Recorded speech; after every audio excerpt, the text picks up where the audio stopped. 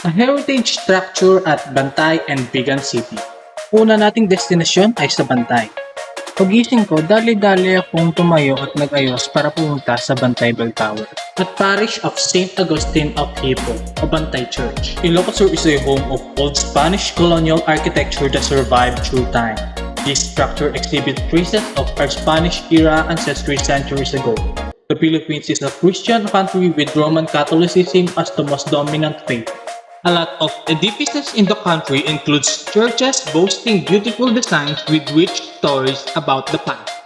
This church is known as St. Augustine Parish Church of Bantay with Nuestra Señora de la Caridad, Our Lady of Charity, as its patron. The original structure was significantly damaged during the war. Rebuilt the 1950s, the present design was a grandiose mixture of neo-Gothic and pseudo-Roman architecture utilizing bricks and limestone. The church itself is striking because of its reddish color due to use of building materials such as brick and mud. It is a Baroque Gothic in style and in reminiscent of Spanish architecture. Sa madaling salita, Baroque Gothic, Neo-Gothic at Pseudo-Roman ang ginamit sa estilong ito. Brick, limestone at mud ang mga materyales na ginamit upang mabuo ang mga istruktura. When the country was still a colony of Spain, this steeple served as a watchtower to monitor pirates. It is also a defense structure against the enemies that the place got its name, Bantay, that means guard. Still erect with all its glory, the tower also survived World War II. It was then restored in the 1950s. Climbing the stairway feels like you are traveling way back in time. Then, when you climb the narrow stairway surrounded by bright orange brick walls, you can imagine our forefathers building the tower long ago, thinking how intricate the process had been. The large bell is huge, metal which is almost my size. If only that bell could talk, it has been a witness to so many battles, wrung thousands of masses from the Spanish era to the present.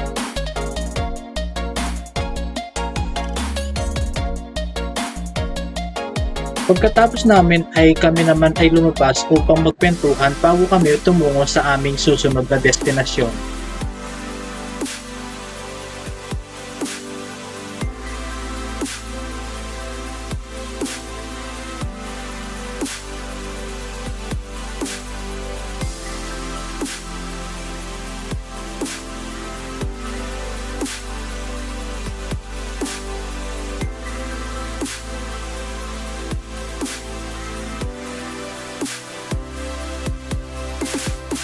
Ngayon, tutungo naman tayo sa Vigan City.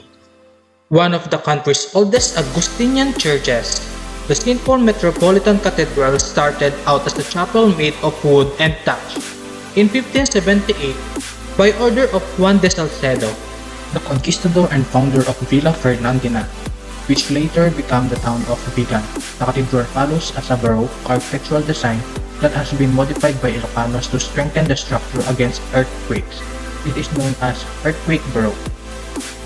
Its architecture reflects the coming together of cultural elements from elsewhere in the Philippines and from China, with those of Europe and Mexico to create a unique culture and townscape without parallels anywhere in East and Southeast Asia. An important trading post before the colonial era, Vigan is located at the river delta of Abra River along the northwestern coastline of the main island of Luzon in the province of Ilocos Sur, Philippines archipelago. The total area of the inscribed property is 17.25 hectares. The traditionally Hispanic checkerboard street plans open up into two adjacent plazas.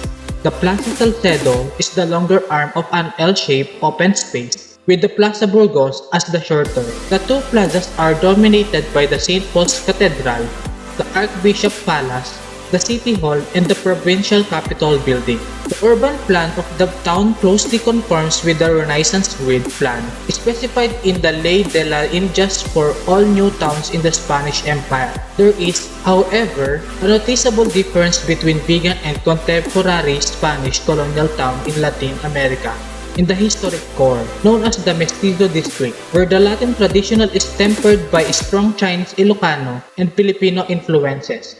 As its name implies, this district was settled by affluent families of mixed Chinese Ilocano origin. The area contains the historic footprint of the entire town and consists of a total of 233 historic buildings tightly strung along a grid of 25 streets. The two-story structure are built of brick and the wood with a steeply pitched roof reminiscent of traditional Chinese architecture. The exterior wall of the upper story are enclosed by windowed panels of tapis shell framed in wood which can be slid back for better ventilation. Most of the existing buildings were probably built in the mid-18th to late 19th century. Due to the economic decline of Vigan as economic center after the World War II, only a few of the historic building had internal reorganization for alternative use. The Chinese merchants and traders conducted their business from shops, offices, and storerooms on the ground floor of their houses, with the living quarters above. In addition to the domestic and commercial architecture, Vigan possesses a number of significant public buildings, which also show multicultural influences. Vigan is unique for having preserved much of its Hispanic colonial character, particularly its grid street pattern and historic urban layout. Its significance also lies on how the different architectural influences are blended to create a homogeneous townscape. Vigan maintained its authenticity in the grid street pattern, historic urban layout, and use of open spaces.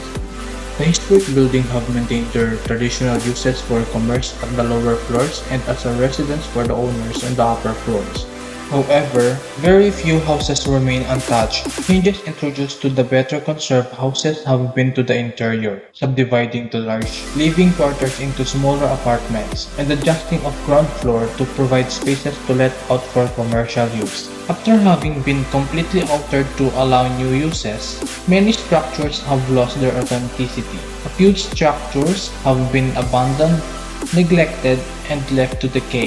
The original building materials such as bricks, woods, tapis shells, and lime for mortar and plaster were all obtained from surrounding areas. The lack of traditional building materials such as wood and lime for plaster and mortar has resulted in the use of modern materials such as cement and galvanized iron sheets for roofing. The awareness on the need to preserve authenticity has dramatically increased since the site was inscribed. Conservation practices that have been developed organically over the last 3 centuries are now being reintroduced, making use of the considerable reserve of traditional building crafts that have survived.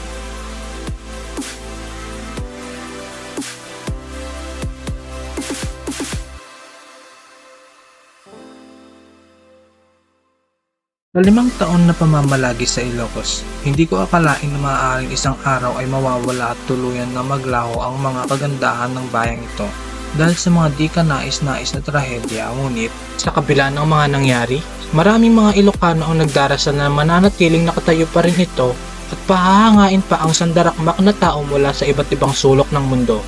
I am Ashley Jan Mercado and I hope you like my video. Thank you!